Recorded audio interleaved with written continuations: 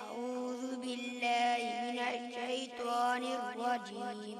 بسم الله الرحمن الرحيم.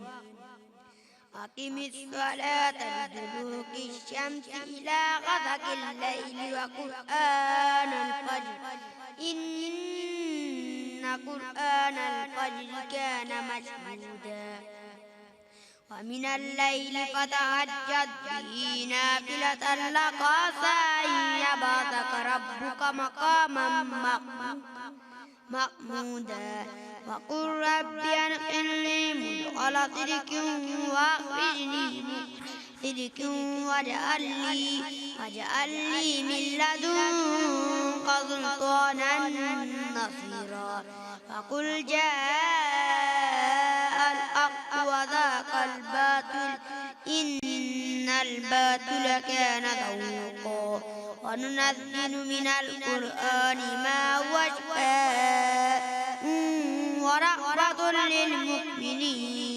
ورحمة للمؤمنين ولا يزيد الظالمين إلا خسارا وإذا أنعمنا على الإنسان أعرض ونأى بجانبه وإذا مسه الشر كان يئوسا قل كل يعمل على شاكلته فربكم أعلم بمن هو أهدى سبيلا صدق الله العظيم.